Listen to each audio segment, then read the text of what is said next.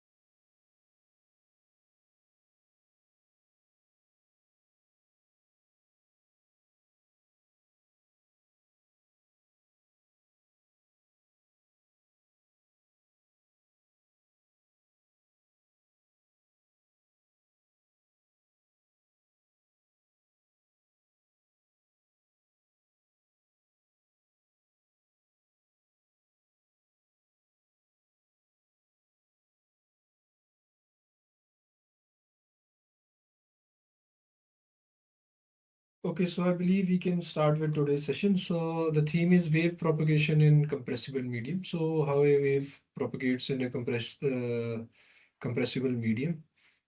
So then there are three lectures in this week's content, lecture 4 to lecture 6.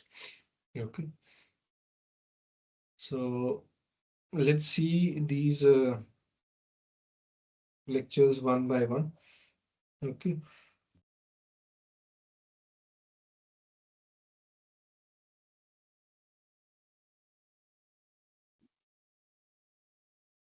so you have lecture 4 to lecture 6.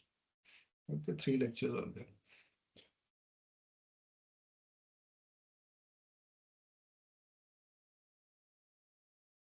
Then, first of all, topics of lecture number 4. So this is wave propagation in compressible medium 1, where first topic is introduction to compressible flow. So we have been introduced here to compressible flow.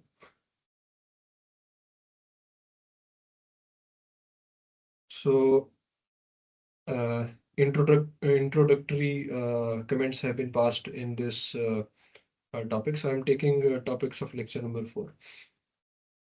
Then compressibility has been discussed in lecture number 4, for which you have been given these expressions.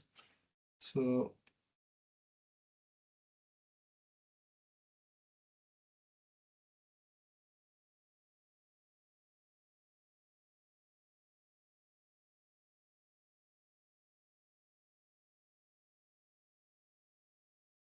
at constant temperature, change in density with pressure. Okay. One is this, one is with constant entropy.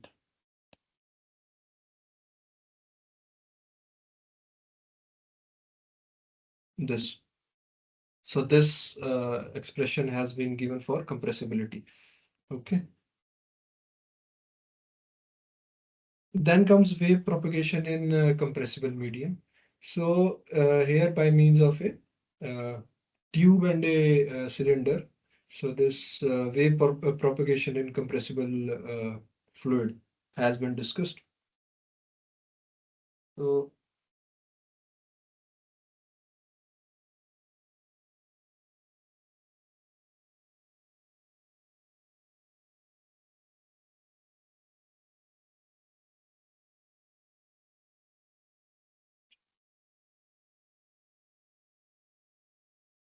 here, so it's something like this.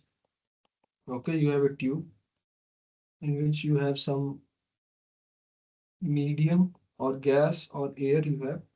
Then you are moving this piston in this direction. Okay, so this moving of piston will create a compression wave. Okay, you're trying to compress this medium, right? So this has been discussed, and the weakest type of compression wave is your acoustic wave. Okay, weakest compression wave. This is acoustic wave. Yes, yes. Uh, uh, so Esther, if you have some question, yes, you may ask. You may unmute yourself.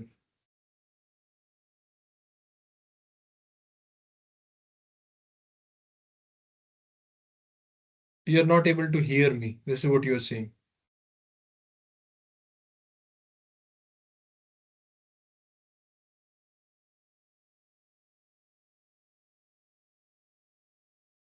I believe you'll have to check your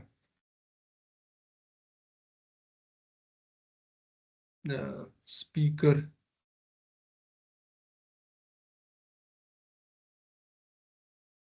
because from my side, it's my microphone is connected. So still you're not able to hear me.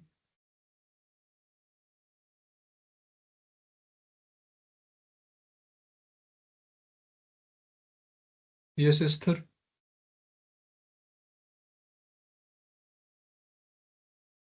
Please kindly check your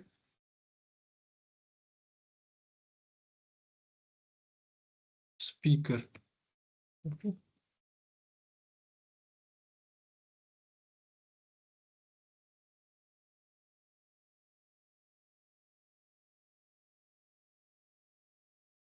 All right.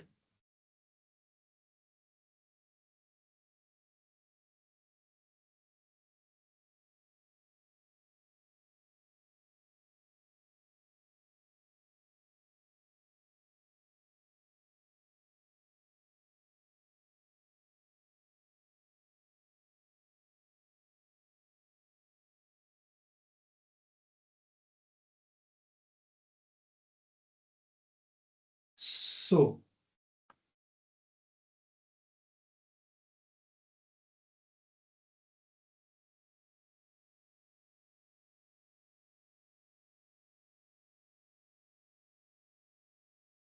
the weakest compression wave I was saying is an acoustic wave.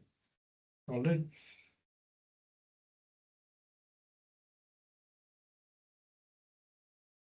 Yes. Then,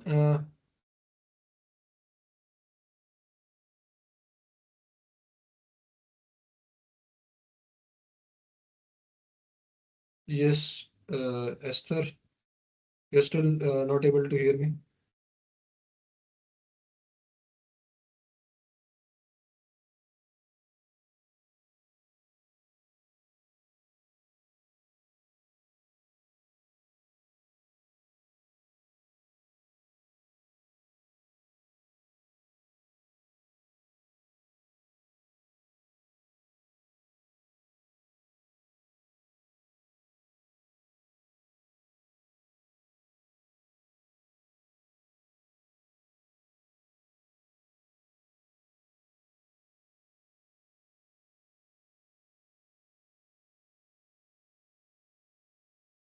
So then, in wave propagation, after wave propagation, 1D flow has been discussed. 1D flow means flow is moving in just one direction.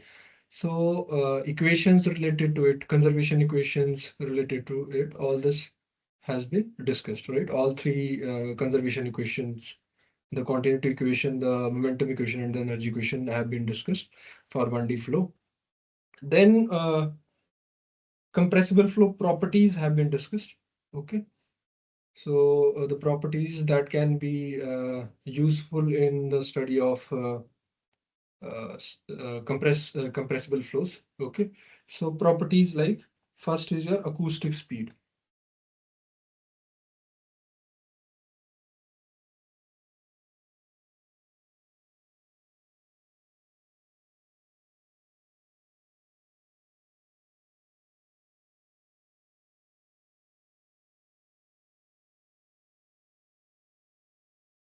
So acoustic speed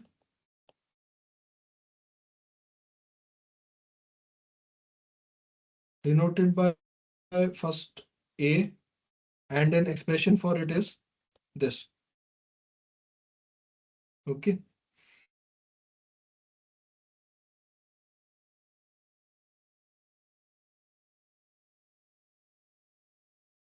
Gamma is ratio of specific heats, P is for pressure, rho is for density. Okay. R is this constant, universal gas constant. Okay. Then we have Mach number.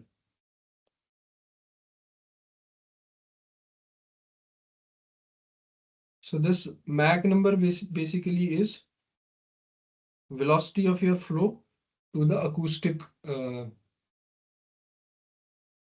speed. Okay. The speed of sound.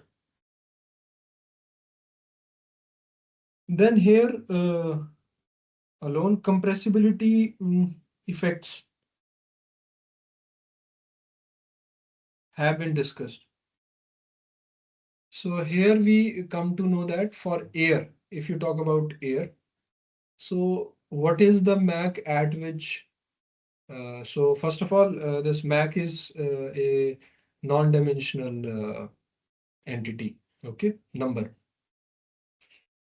Then talking about compressibility effects. So using a specific Mach number, we can say that this flow is compressible or this flow is not compressible. Okay. So for air, this is 0.3. This number is 0.3. So if your Mach is of a flow is greater than 0.3, in that case, you cannot ignore the compressibility effects. Okay.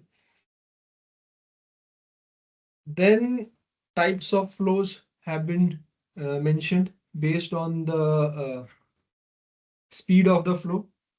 Okay, so this is your subsonic flow,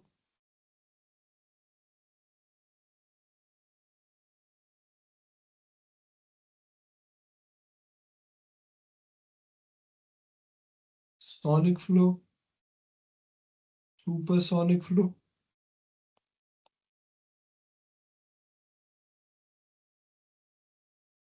hypersonic flow.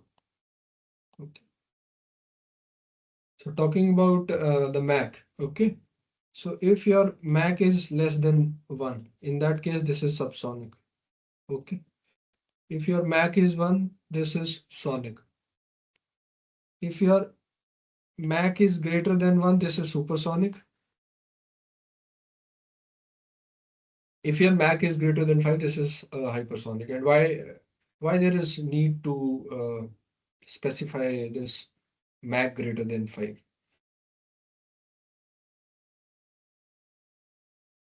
Because at Mach greater than 5, the heat effects are such that your this gas starts to dissociate. Okay, and in that case, to handle or understand such flows, this special this categorization have been done for such flows which have Mach greater than 5, and we call them hypersonic flows, right?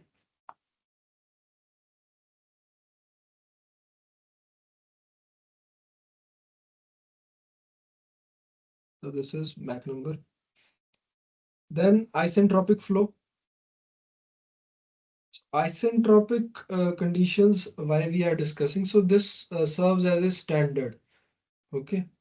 So this, because isentropic is an ideal condition. So whenever there is a change, thermodynamic change is taking place, right? A state change is taking place in a thermodynamic system. So in that case, if we assume that for this process, the conditions are isentropic, in that case, this becomes an ideal case, right? And then we can compare it with the real scenarios. So in ideal terms, what is happening, and in real terms, what is happening. Okay. Then here stagnation condition and isentropic relations have been discussed. Now, what is stagnation condition?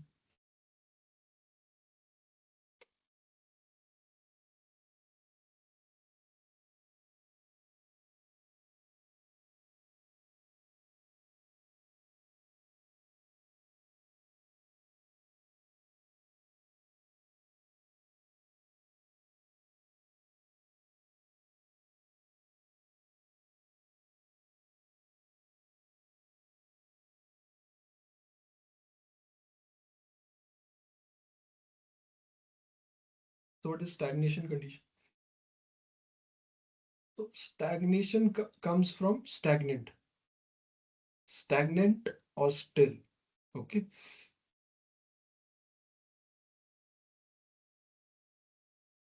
So one is your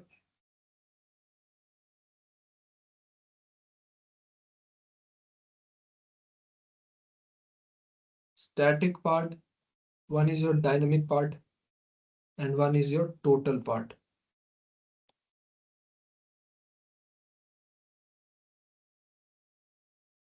So whenever we have a flow, okay, So let's say we are having a flow, right? So it will have some static part, okay? And then it will have dynamic part. Dynamic is by virtue of the motion. Okay, so let's say we have a duct here, okay, and flow is happening here. Okay, flow is happening here. So now I say that I want to know the static pressure here. So how would I know the static pressure?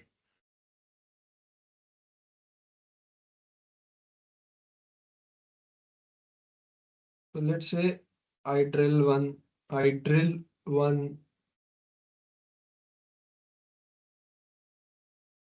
pressure sensor here, right?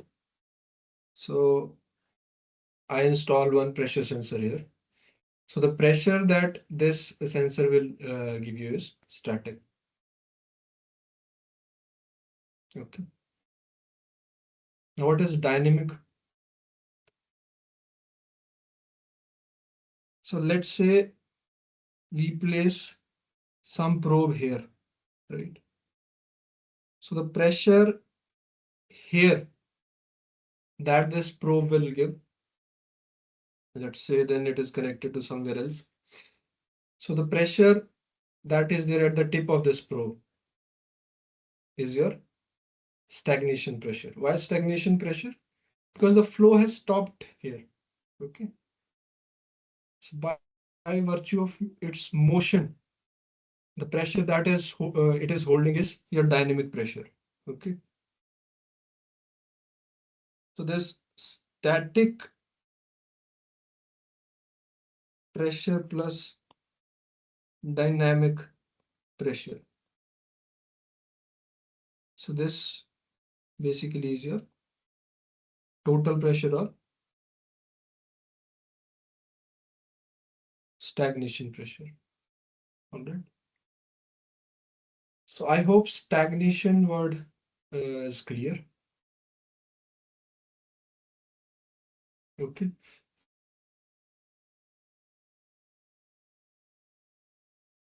Then there is expression for stagnation enthalpy and stagnation temperature has been given. So which is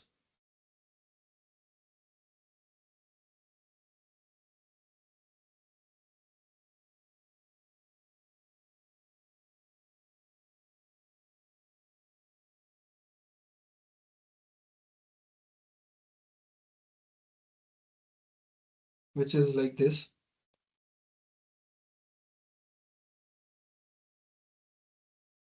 Okay, this is static part, this is dynamic part.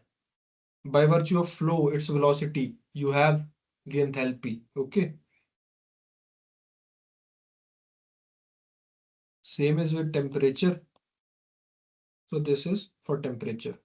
So this is dynamic part, this is static part.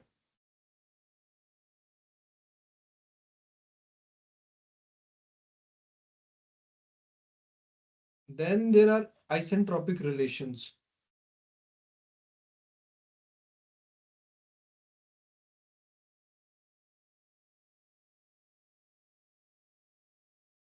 So if you have doubts in isentropic relations, please do ask because these relations are important.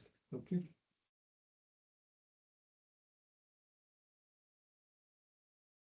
So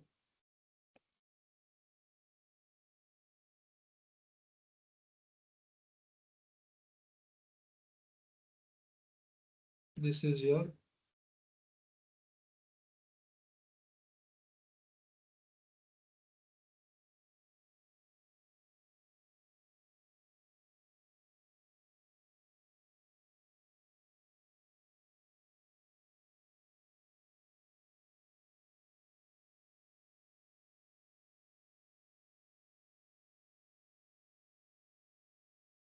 yes, in terms of if you want to write it in terms of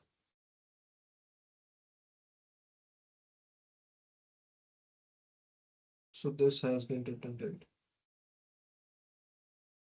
Yes, because if you see rho naught by rho, this is T naught by T 1 by gamma minus 1. Okay. So now, though I have written these relations, but then what is this P naught? What is this P? Okay, what is this T naught? What is this T? What is this rho naught? What is this rho? Gamma we know is ratio of specific heat. For air, this is 1.4. Okay.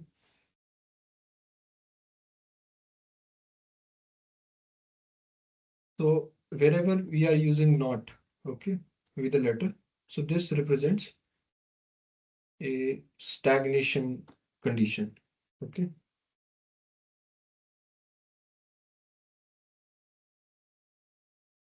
So P naught, T naught, rho naught. These are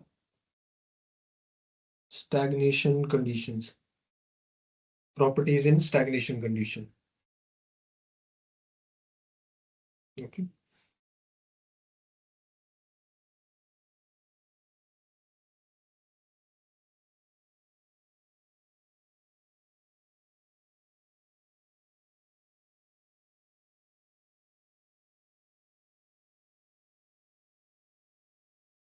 So P naught is your stagnation and P is your static.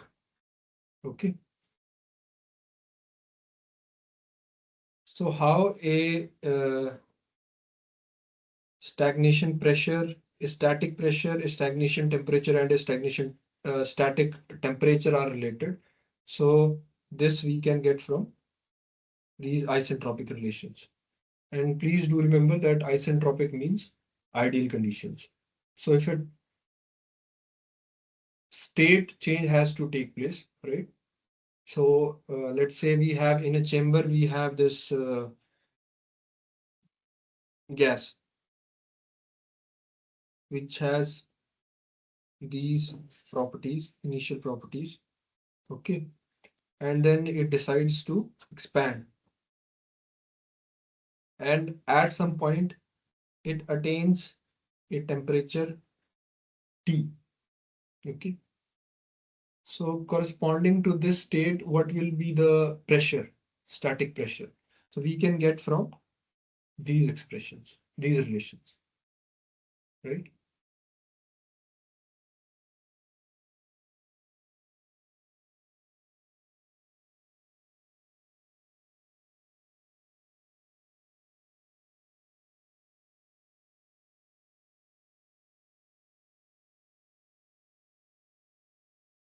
All right. So these were the topics of lecture number 4. Now coming to questions. So first question, we have this.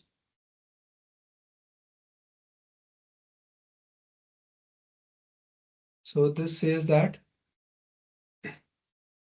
the Mach number is indirect measure of directed motion of the gas to the random thermal motion of molecules.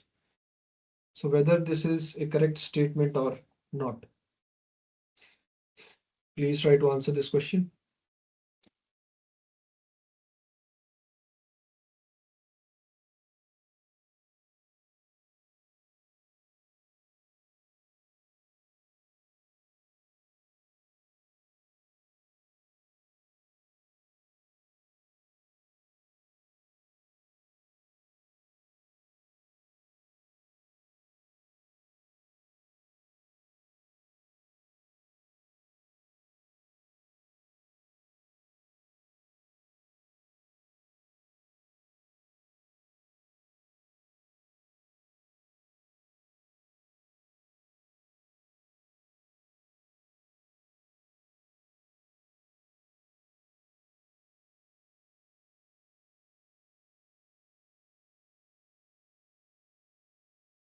So this statement is a true statement. Okay.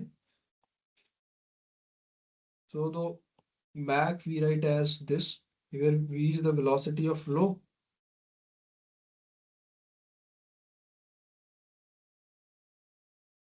a is acoustic speed or speed of sound.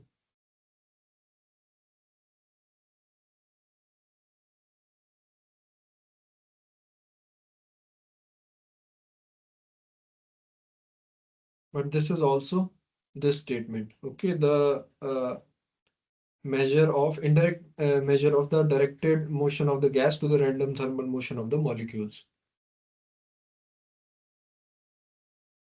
So this is your question number one.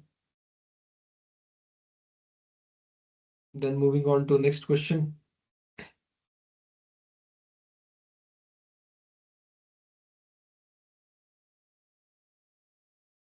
So when a space shuttle re-enters the Earth's atmosphere, the nature of the flow regime is dash.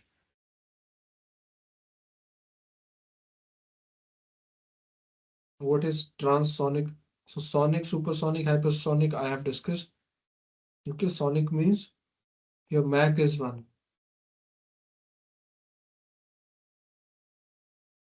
What is transonic? Transonic basically is your when your Mach is between this range 0.8 to 1.2. This we call as transonic flow regime. Okay, so this transition is taking place from subsonic to supersonic.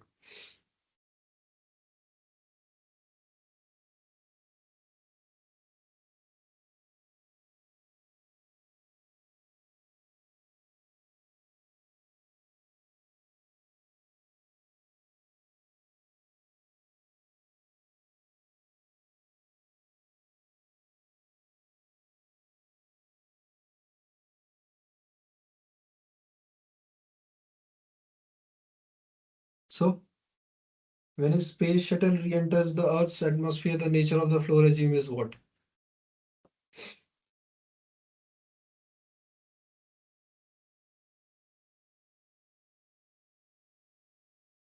Please try to answer this question.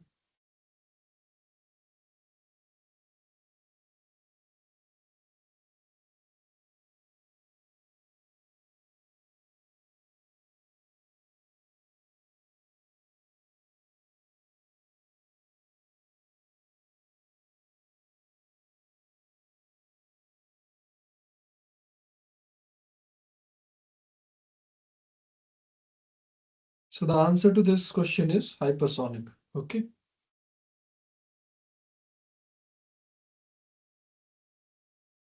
So when a space shuttle re-enters Earth's atmosphere, the speeds are pretty high, reaching hypersonic speeds. That's why the heat effect starts coming into picture,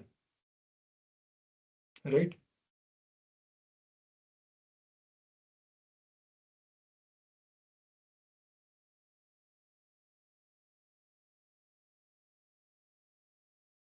Then there is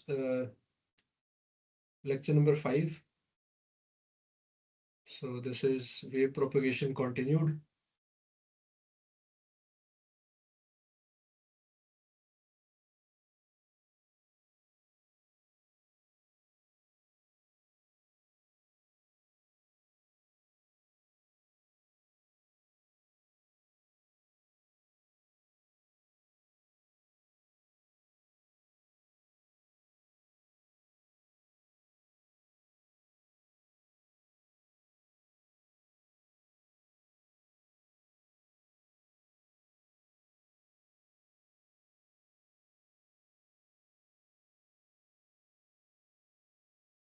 So first uh, topic here is relation between static and stagnation conditions. Okay. So in the previous lecture, so this has been discussed. Okay. A part of this has been discussed. Okay. But then, so this is lecture number 5. Again, isentropic flow.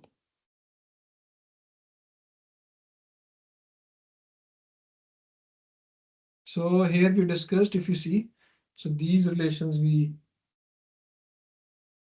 discussed.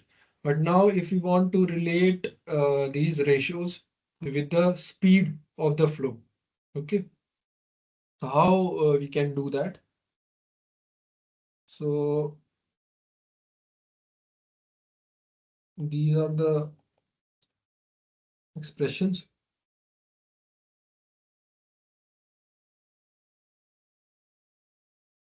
So for your stagnation temperature and static temperature, okay.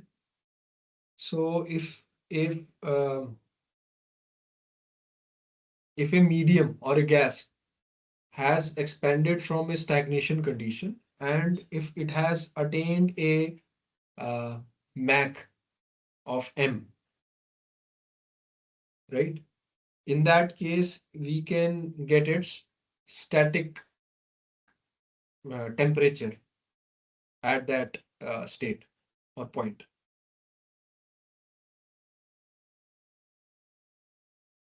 right?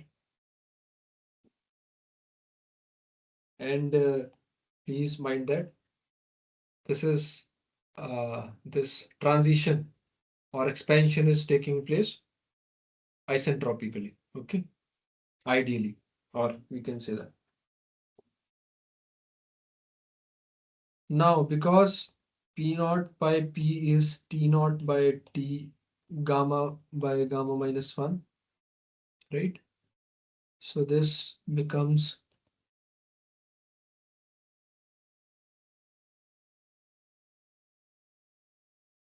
gamma by gamma minus 1.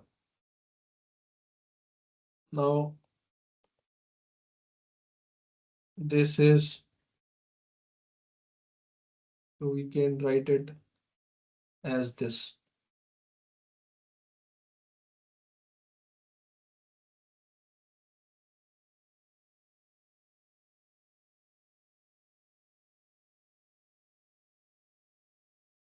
So these are the relations between static and stagnation properties. So temperature, pressure, and density.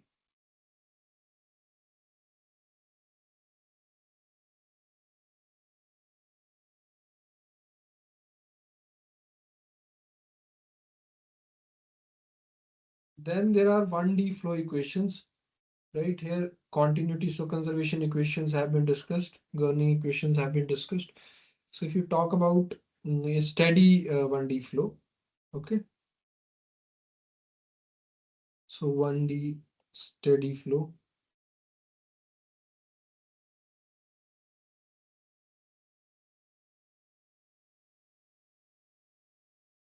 In a compressible medium, right? So here your continuity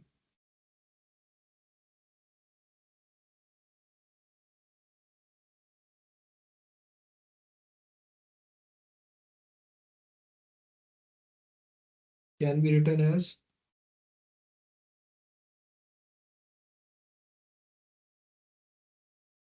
this, because this is 1D, okay?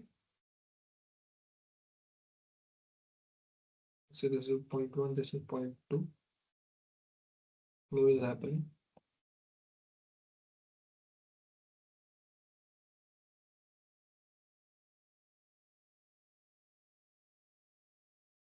Okay, so continuity basically is rho AV, okay? So because area terms will get cancelled out, so we'll have rho 1 U1 and rho 2 U2. Then you have your momentum equation.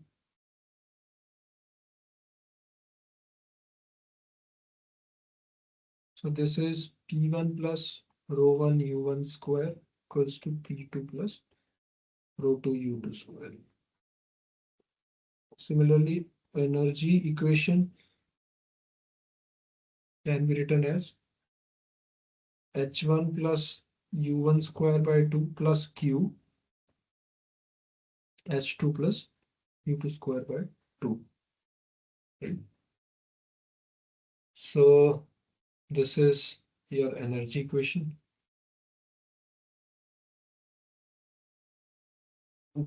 Then there are some characteristic properties of compressible fluid.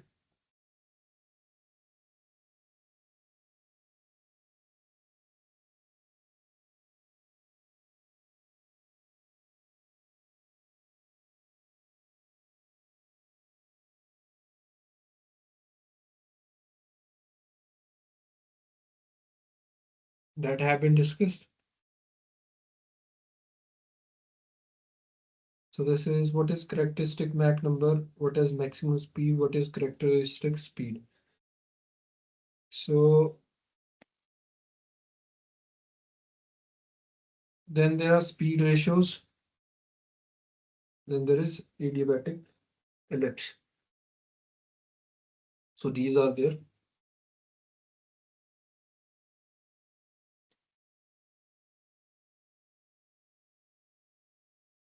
So let's see these. First is your characteristic Mach number.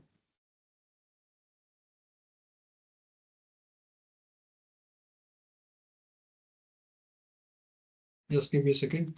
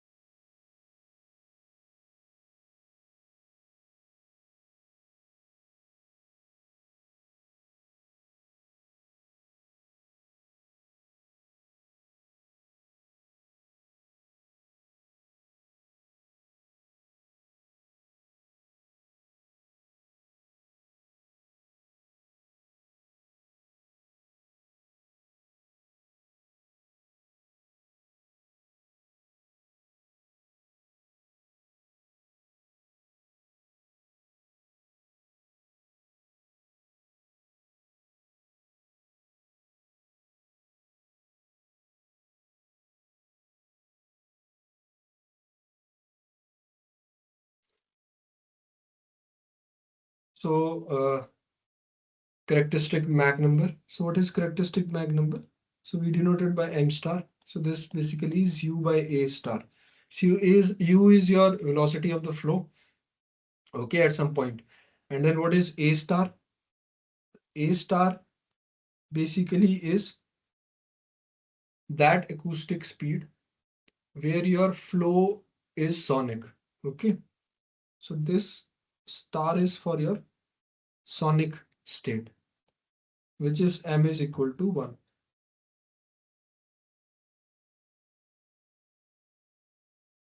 So this is your characteristic Mach number. Then is your maximum speed.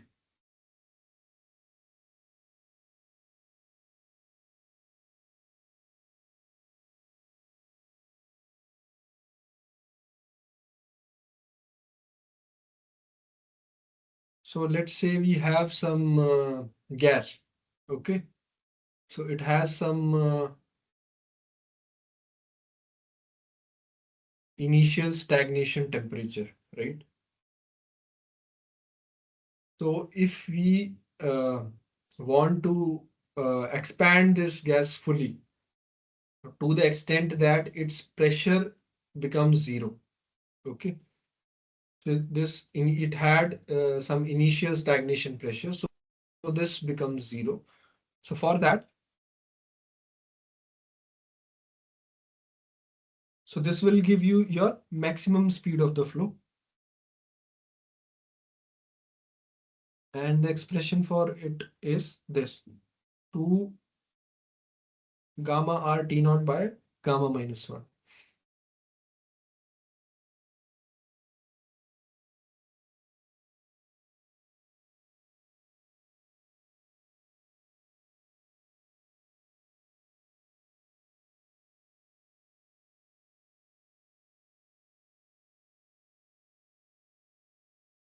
Now characteristic speed also is there, which basically is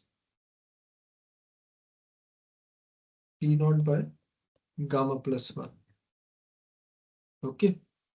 So for your maximum speed, in the denominator you had gamma minus 1. For your characteristic speed, you have gamma plus 1 in the denominator, right? Then there are ratios related to these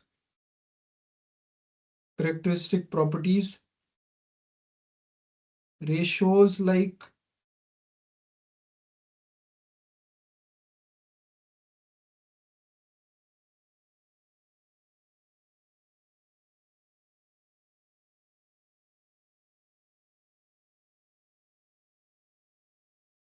U max with respect to A naught, your U max with respect to A star, and your A star with respect to your A naught.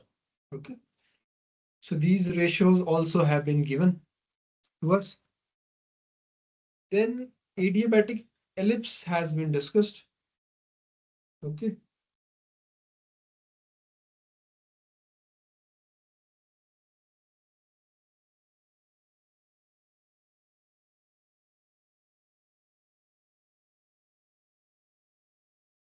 So what is this adiabatic ellipse?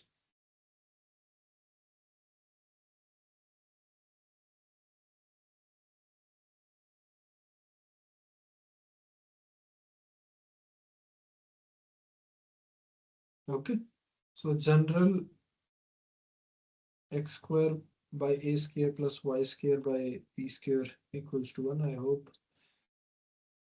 I'm not wrong. So this is uh, your general equation for ellipse, right? So in plus 1 or plus 2 standard, 11th or 12th standard, we have studied this in geometry.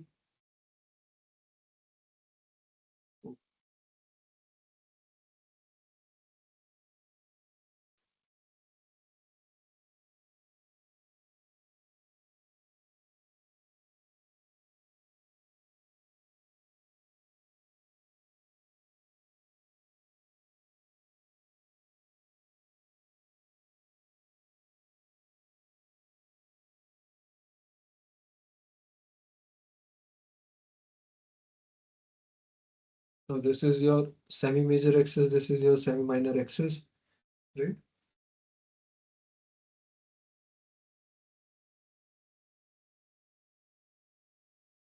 So same way, when we talk about this adiabatic ellipse, so this is in relation to your U max and your speed of flow and your acoustic speed. Okay.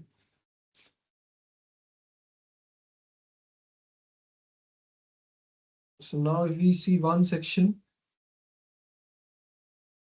quadrant one, if we see,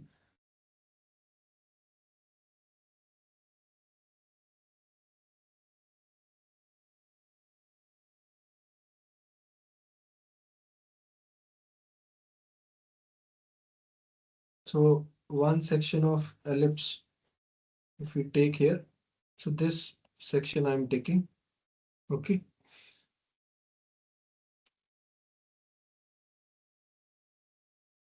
A 45-degree line will make U equals to A, that is your Mach is equal to 1,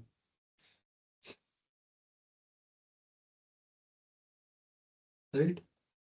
Now if you see here, between your x-axis and y-axis and your this 45-degree line, M equals to 1. So let's say here 2 points if you take, okay. So your flow speed, if you see, is less than your acoustic speed, right? So it means it will be less than 1, right?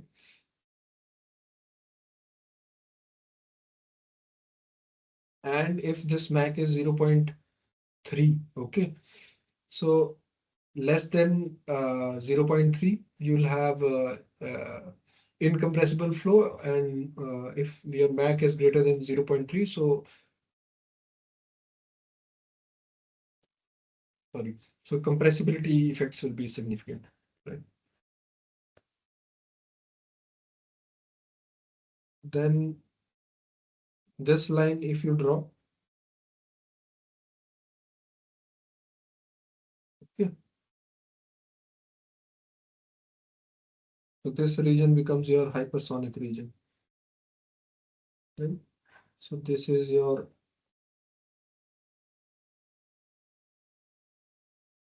incompressible. This compressibility starts from this section, right? from here onwards.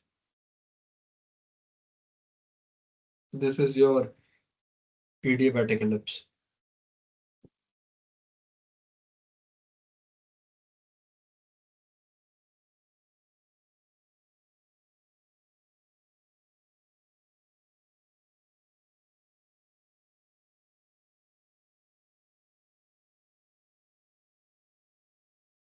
Then let's see questions related to this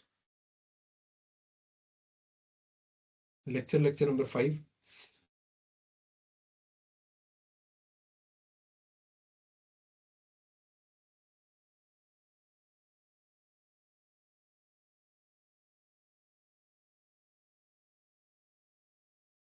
So this question has been asked.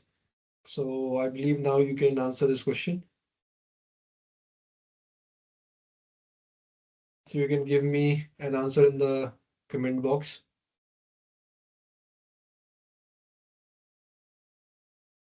Please read the question and try to answer this.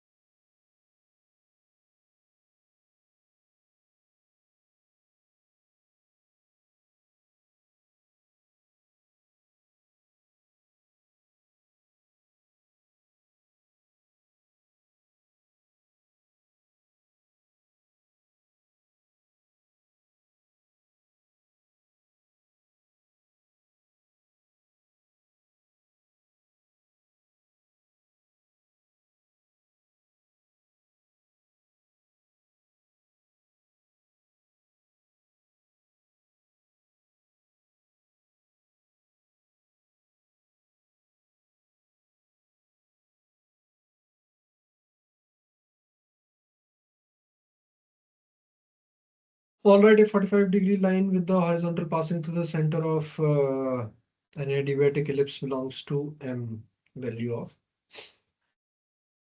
So this you know, right? You have just discussed this. So X is your U, Y is your A,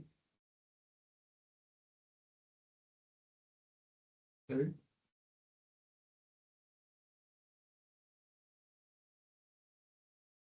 So this is when U and A both are equal, it means it's a sonic state. Okay, because V by A Mac is V by A, not U by A,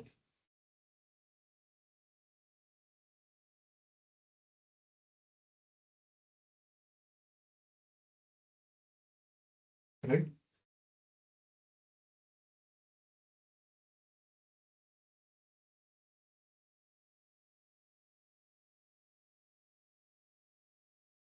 So this is C.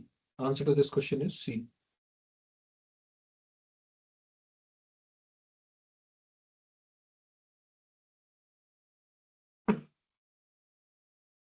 Sorry.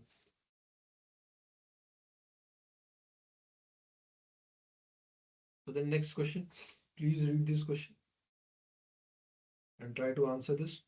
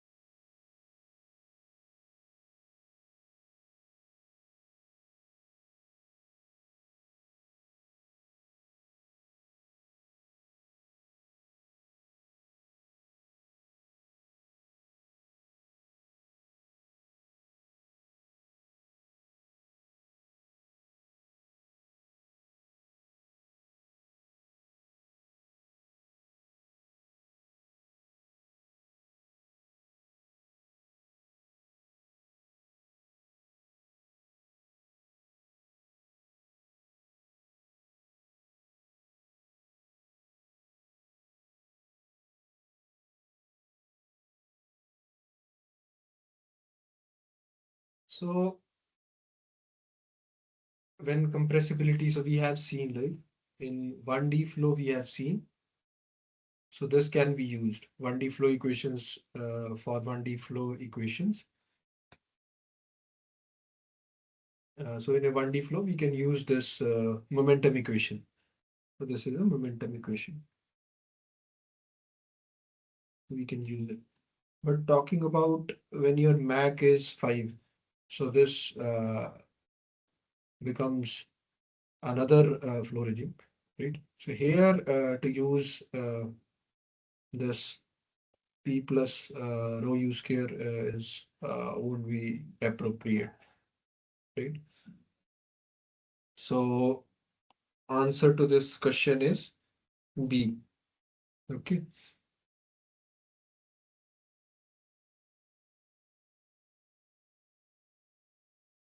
Then next we have is wave propagation in compressible medium.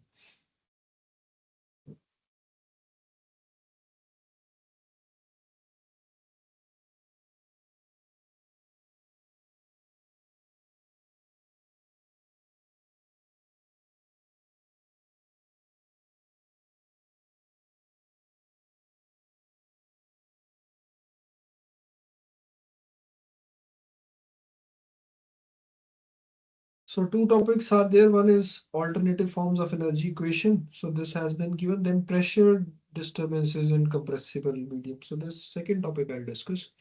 Okay. So alternative forms you can see from the lecture number 6 video. So I'll give the link in the description. Though I'll be giving links to all the three lectures, lecture 4 to lecture 6. Okay. But then before proceeding further, let's take a short 5 to 10 minutes break. Right. After that, we can continue with the session.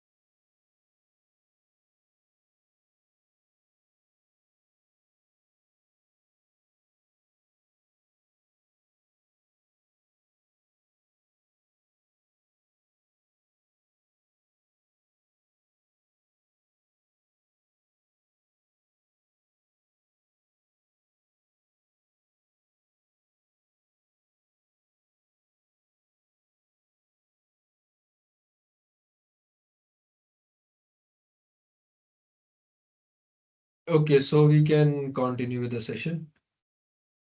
So lecture number 6, alternative forms of energy equation. Okay, so this is there.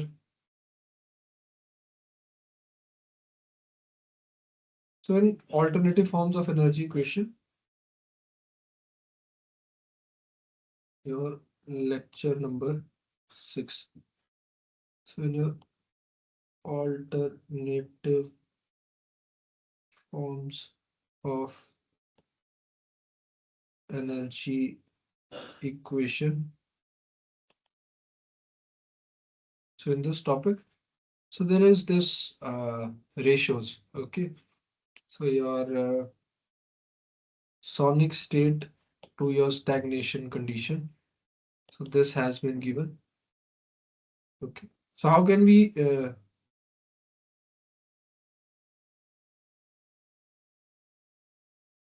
do this? So if you see T naught by T we have seen. Okay, if you see here, so T naught by T is, so if you see this T naught by T you have, right? Now if you place uh, 1 here, right?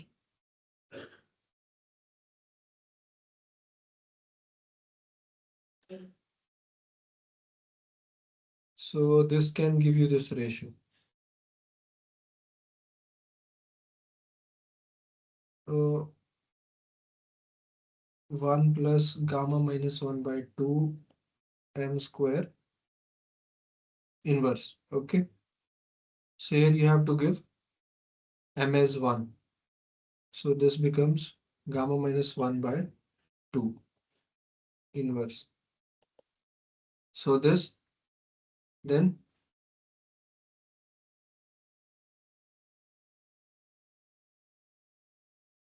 inverse. So this becomes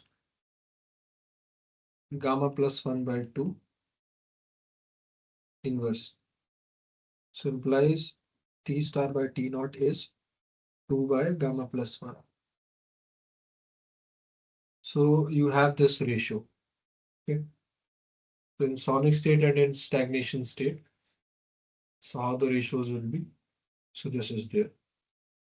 Now we know because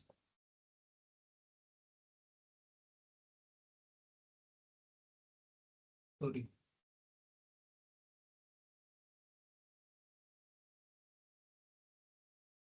So this we know. Okay. So above we have seen this. So then this becomes 2 by gamma plus 1 divided by gamma minus 1. This becomes this, right? Yes. So similarly, if you see the density ratios, so this also becomes this.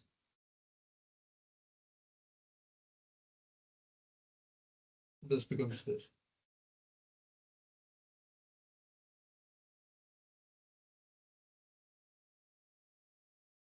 So these are the things. Okay. Then this topic is there pressure disturbances in compressible medium.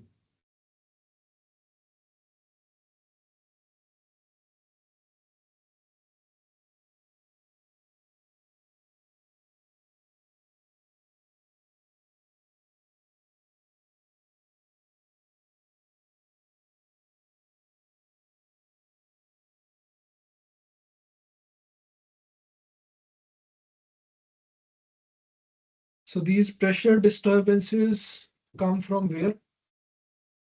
So they are coming from a source.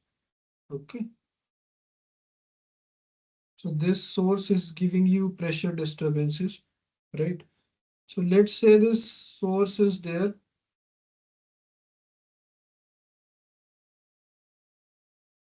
which is stationary. Okay. So at some point,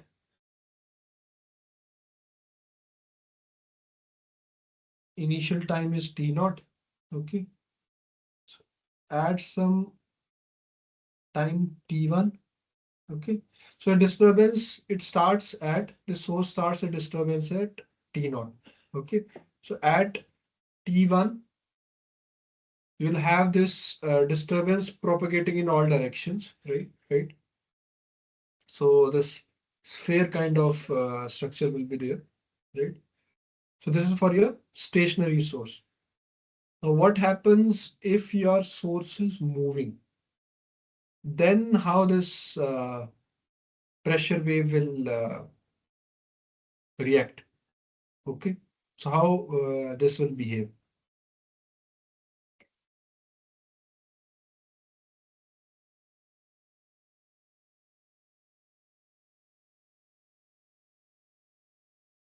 So, so we have seen there are subsonic flows, sonic flow, then there is supersonic flow.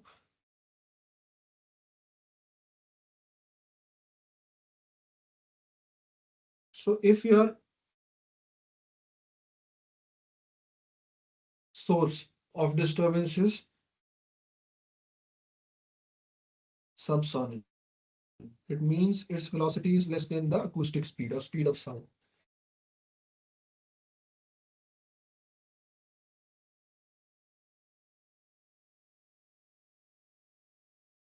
Okay. So what will happen is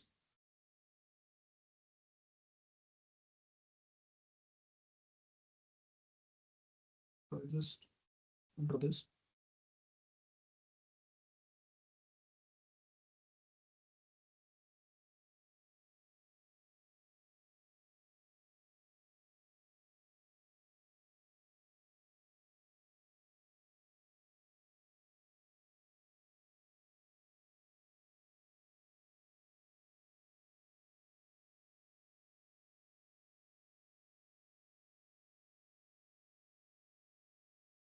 So it is something like this.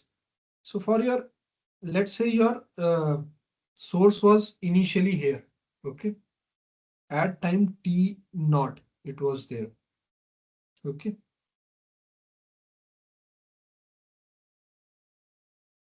This is 1, 2, 3, 4.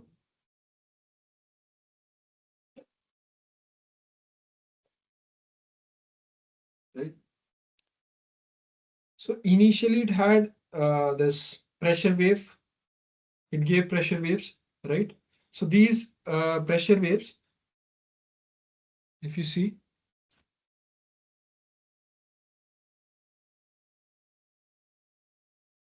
at some time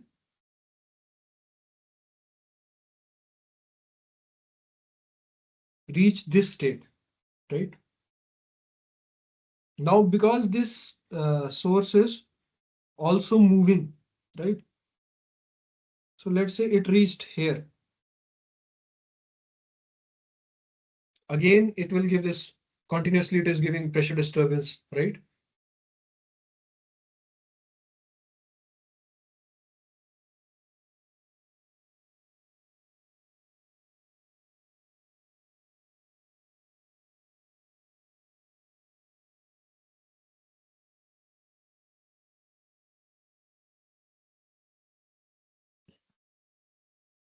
It is continuously giving you pressure disturbance. So related to this point, your pressure disturbance is this.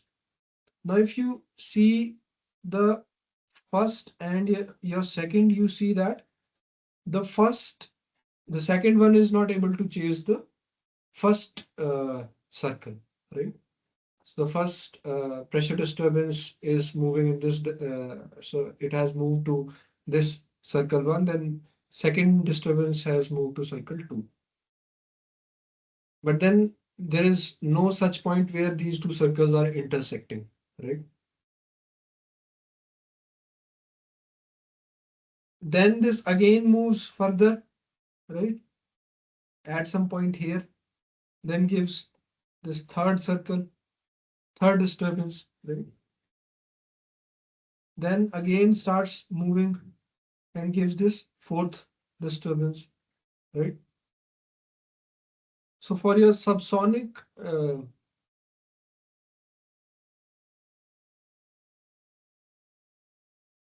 subsonic sources of pressure disturbance, your these disturbances look like this. Okay.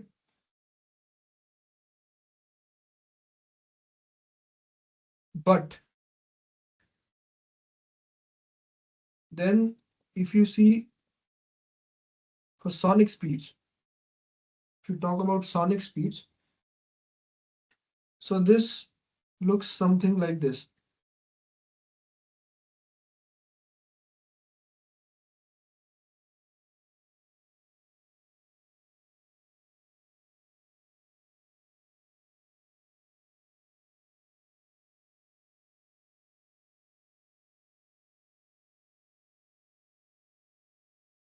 Let's say initially it was at A, okay, so it kept moving. So this is your 1, this is your 2,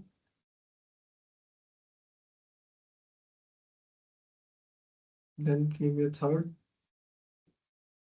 came your fourth, okay.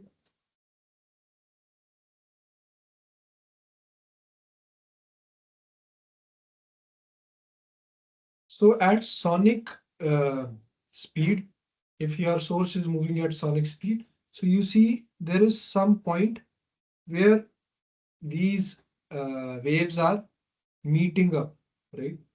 So this is for your sonic condition. For your supersonic condition, where your velocity of source is greater than 1,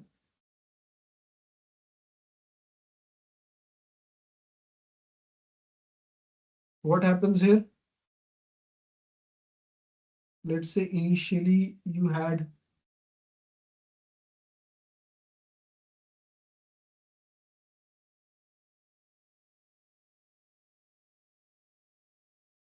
disturbance in this fashion, right? But now because so this disturbance is moving with acoustic speed, okay? But now because your sources of pressure disturbance is moving with greater than the speed, so it will move out of it, right?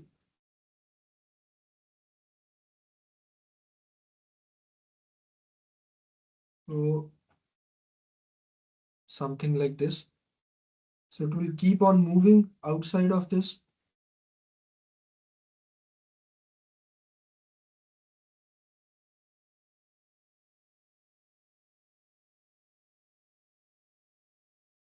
Okay.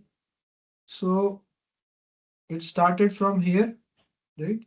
At present it is here.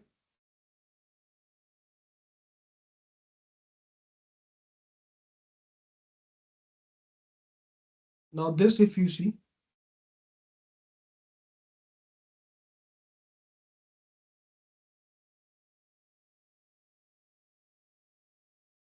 so the angle it subtends, okay, is given by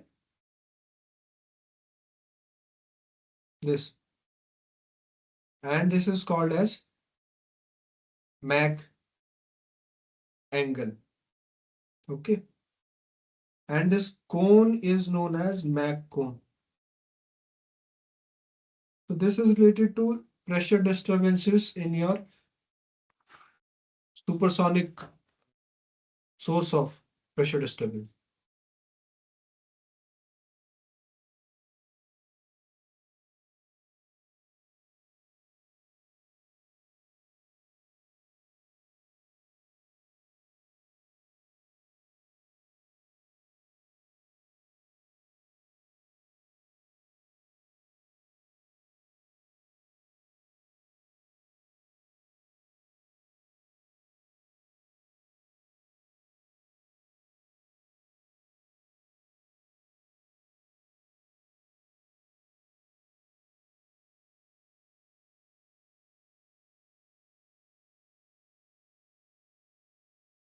Now this angle, if you take sine of this, so it can be written as, so sine is basically ratio of this to ratio of this. So this is A to B is your hypotenuse, right? So this basically is height. So this will be AT. Why AT? Because this pressure disturbance is moving with acoustic speed, right? And your source is moving with its own speed, VT, you can call it, right? So T and T will cancel out. And what comes out is this ratio 1 by M. Okay. So talking about your Mach angle, so this can be written as this.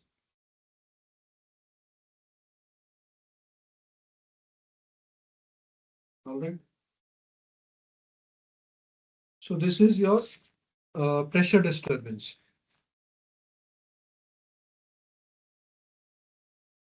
right? So now this region, this region, this region, this region, this region basically is your zone of silence. Okay. So whosoever falls in this zone won't hear anything about related to this pressure disturbance. And the region, this region that comes in the Mach cone, this is your zone of action, basically, right?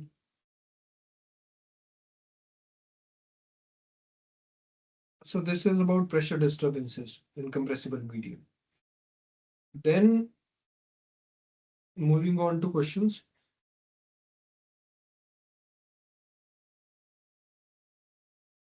So for a Mach of 4.5,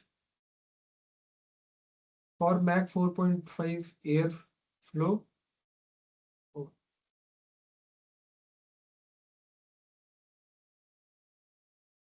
gamma, so this should have been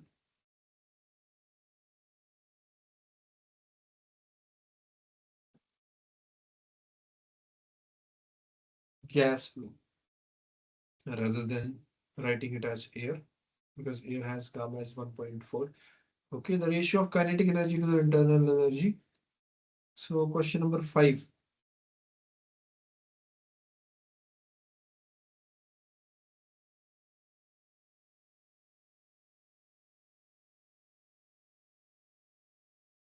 So kinetic energy divided by internal energy. So this is V square by 2 divided by specific heat at constant volume into temperature. Okay. Now this is V square by 2 by 1 by gamma minus 1 RT. Okay. So R by gamma minus 1 is for CV and then T is temperature. So this can be written as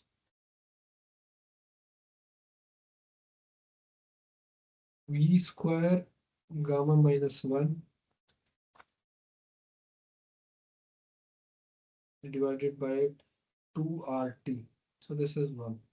Okay. Then we have been given Mach is 4.5, right? Gamma is 1.28. Now, so Mach is there, gamma is there. Now RT is also there. Okay. So what we will do is because your Mach is V by A, right? Mach is V by A. So we have here V square, and in denominator if we can get A square, so we can utilize this Mach that is has been given to us. And what is the perk of doing that? So let's see.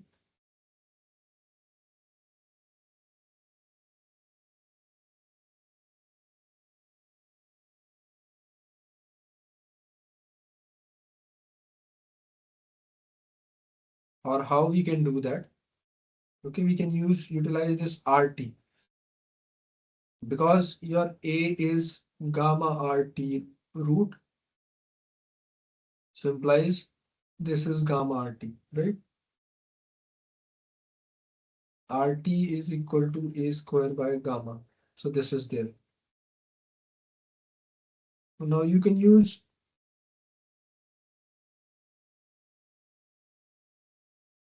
2 in 1 and you can get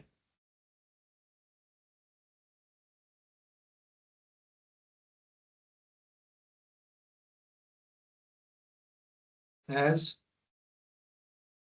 V square by gamma minus 1, V square gamma minus 1 divided by A square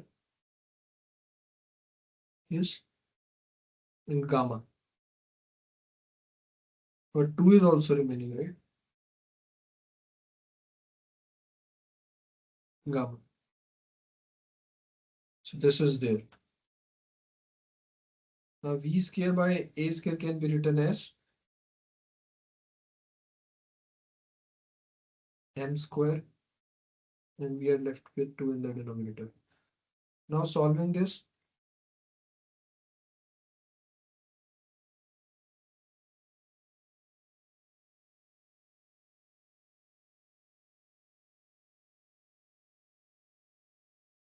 what do we get? We get 3.62. Please check the calculation if the calculation is right. Okay. And if some mistake has been done, you can just type in the comment box. Then next question, if you see,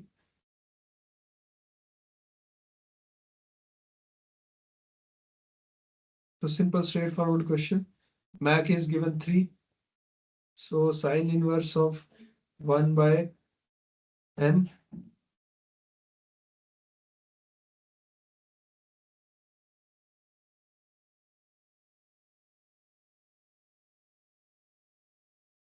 If you do this will come out to be 19.47 degrees. Okay, 19.47 degrees.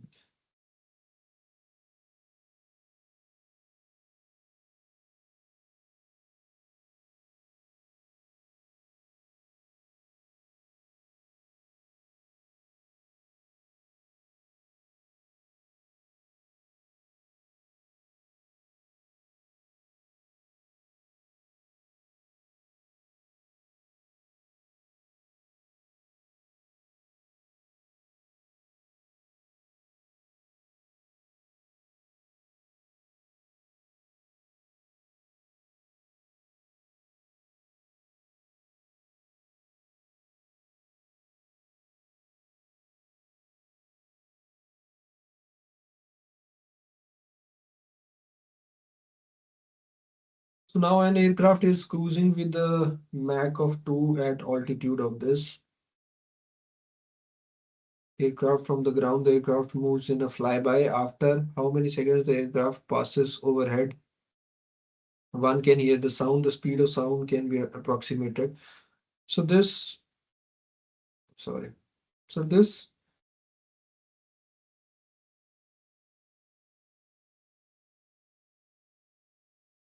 can be seen as this. So this is zone of action and zone of silence. From that we can understand this.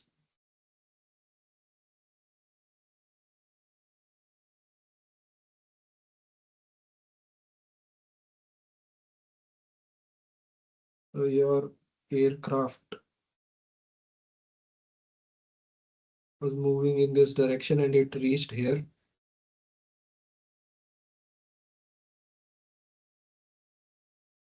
Okay. Now you're at the ground.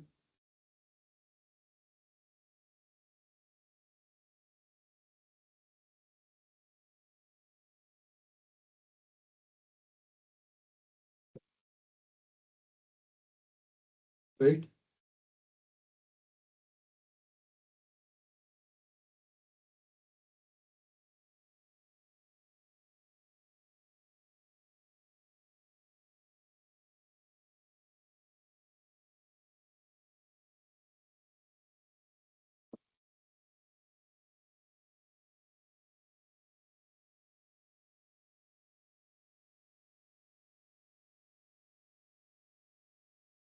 So how do we solve this?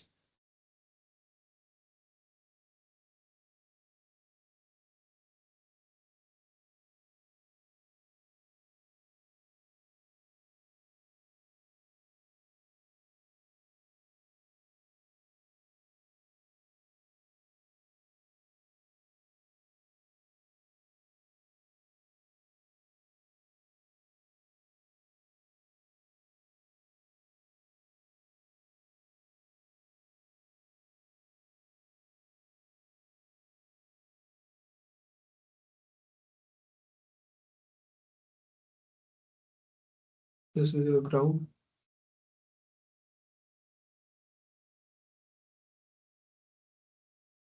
So it at some point it passed from here and reached here, right? And when it is reaching here, right? So you were here, you were at this position, it passed from here and it reached at this position, right? When it will reach at this position, at that point, you will come under this zone of action. Only then you will be able to hear about this aircraft, right? You are standing here,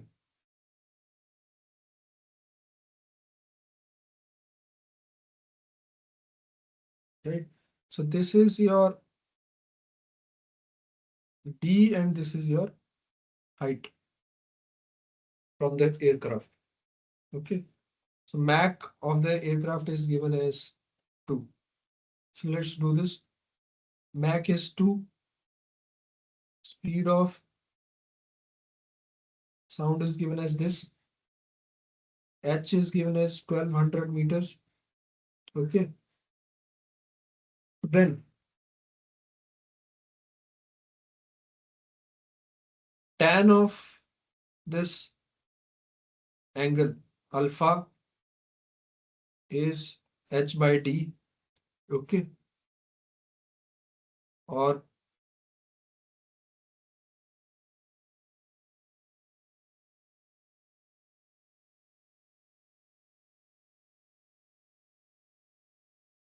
this is H by D implies what implies also this, because Mach is known to us, we can find this angle this way, and this will come out to be 1 by 2, which is 30 degrees. Okay. Now tan of 30 degrees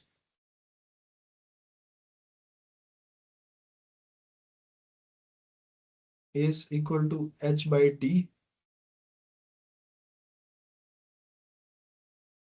So distance,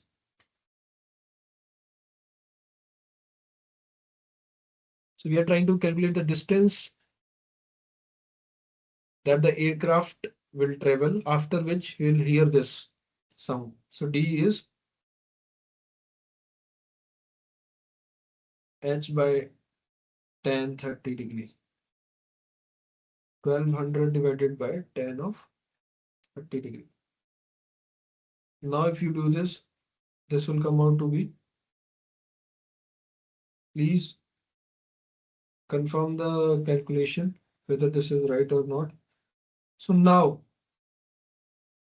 this aircraft has moved this distance, okay, but we have been asked about the time. Now how can we calculate the time? So time can be calculated. So we know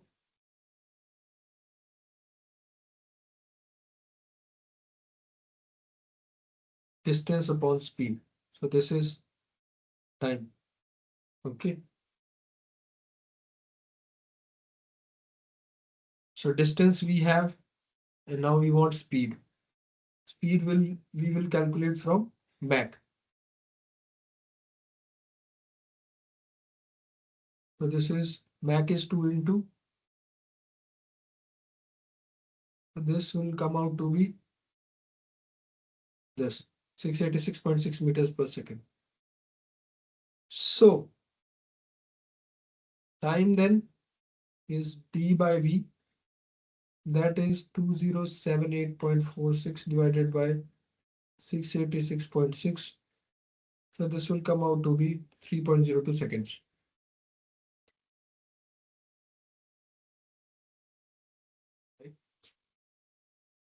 So this is your timing. Then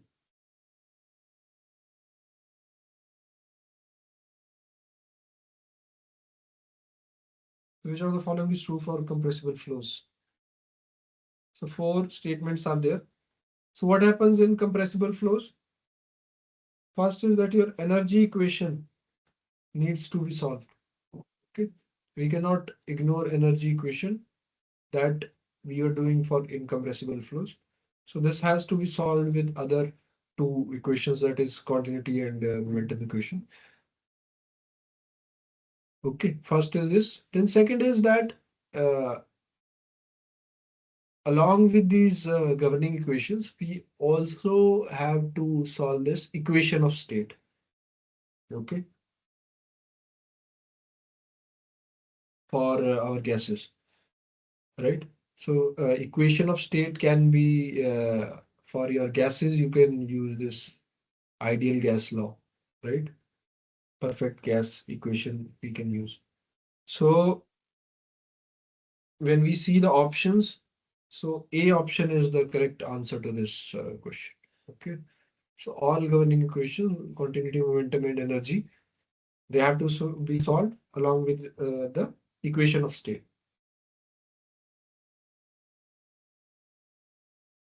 So whether this statement is true or false, the flow can be considered as isentropic if heat transfer as well as frictional effects are neglected.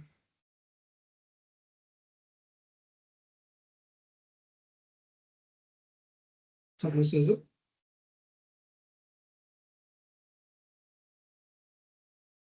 correct statement. Okay.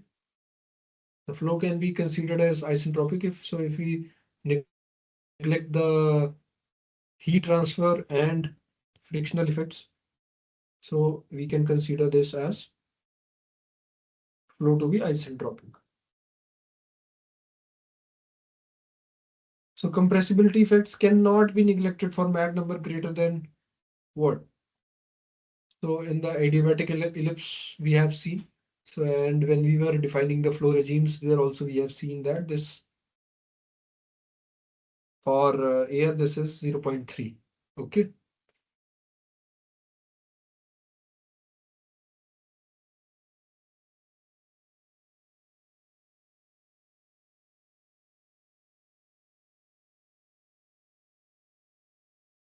Then we have next two questions. So this says that is air is to be discharged at sonic velocity into the atmosphere through a constant area duct from reservoir. So where we have a reservoir, then we have a constant area duct. In reservoir, the conditions will be stagnant. Okay, stagnation conditions will be there. So in atmosphere, we want to discharge it at sonic velocity. Okay. So we want the velocity to be sonic and the conditions are given. The static conditions are given. This, I believe, is understood. Then question is minimum reservoir pressure required is. If you see the question, not much data has been given, but then minimum reservoir pressure has been asked. So how we can calculate this?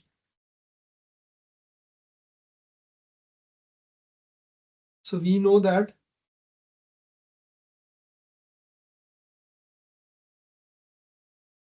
P naught by P is equal to 1 plus gamma minus 1 by 2 m square,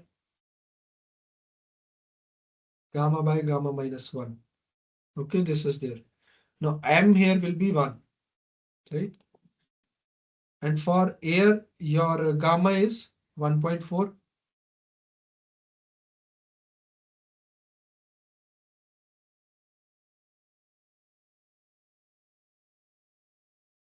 So like this. Now if you solve this, this will come out to be 1.89, right? And your P naught will come out to be So your stagnation pressure will come out to be, your static is given as this atmospheric pressure. So this will come out to be 1.90 bar, right?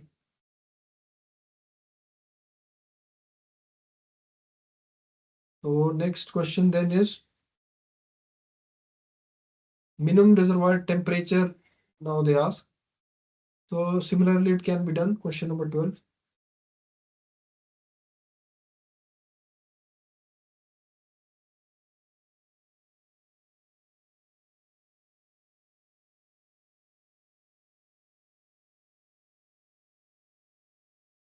So please solve this.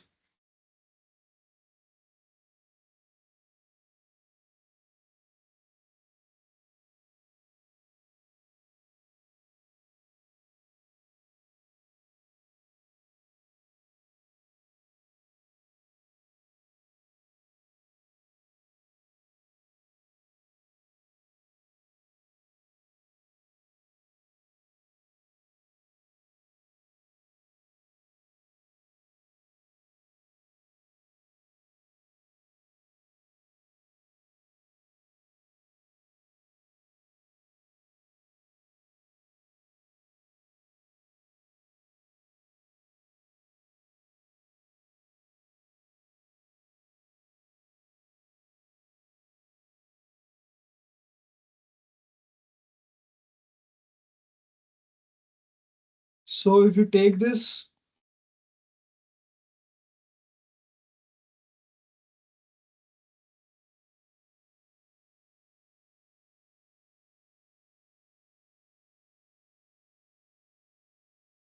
so this is there. Then T naught we can calculate as,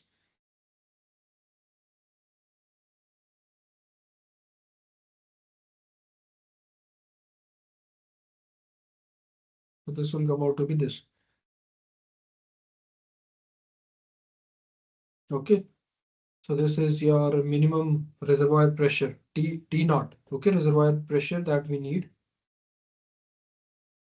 to expand to sonic state with temperature being 298.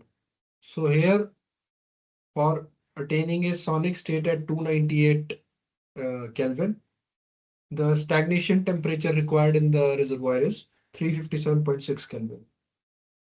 And the pressure, stagnation pressure required is 1.90 bar. Okay.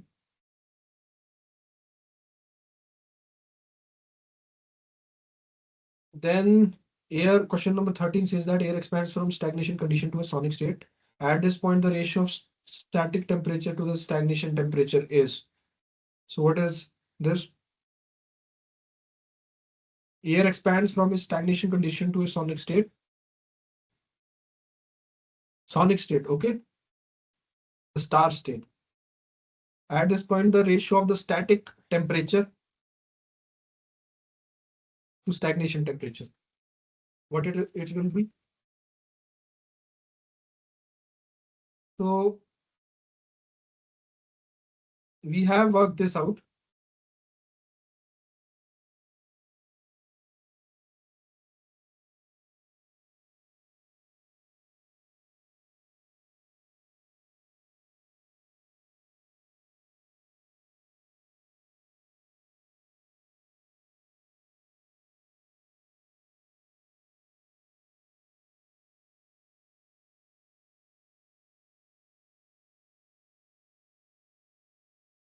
So V star by T naught is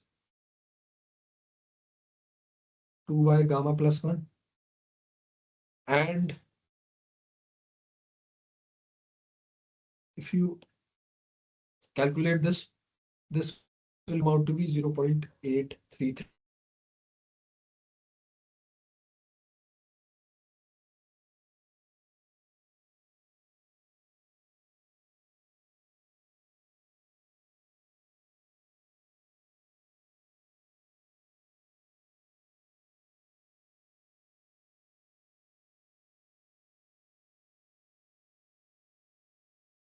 In question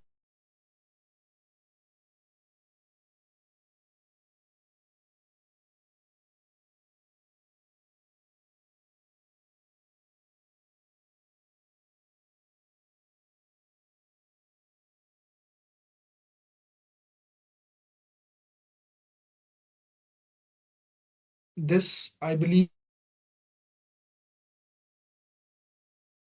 right? So the last question of this session.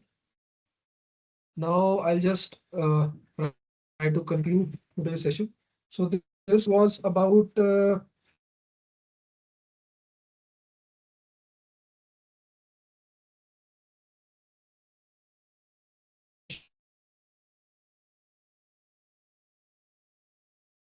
wave propagation in compressible medium. Okay. So three lectures were there, lecture 4, lecture 5, lecture 6. So in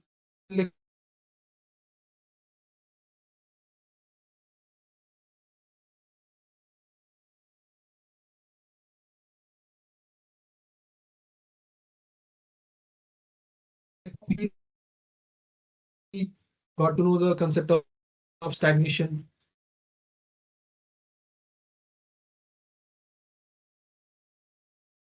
Sorry. So then we got to know the concept of stagnation conditions for gases. Okay. After that, we saw isentropic relations. So this is ideal condition. Isentropic condition is an ideal condition considered as standard condition to compare with the real world scenarios, right? Then this isentropic flow. In the isentropic flow topic, in lecture number 5, we saw a relation between static and stagnation conditions. So how the static and stagnation conditions are related. And then we saw conservation equations for 1D flow. Then we saw characteristic properties of compressible flow. Okay. And then also we saw adiabatic ellipse, right? So this is ellipse between. So in your semi major axis, you have U max, and in your semi minor axis, you have this.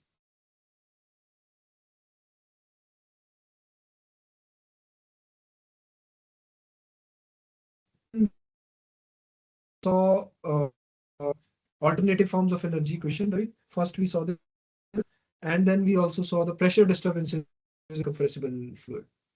Okay, so pressure disturbances when your source is moving with three types of speeds. One is your subsonic, second is third is your supersonic. Then we saw questions based on these three lectures one by one, and numericals also we saw in the last uh, lectures questions. Right. So this is it about today's session, and next session again will be on coming Tuesday from 6 to 8 p.m. Till then, thank you. Thanks for watching this session.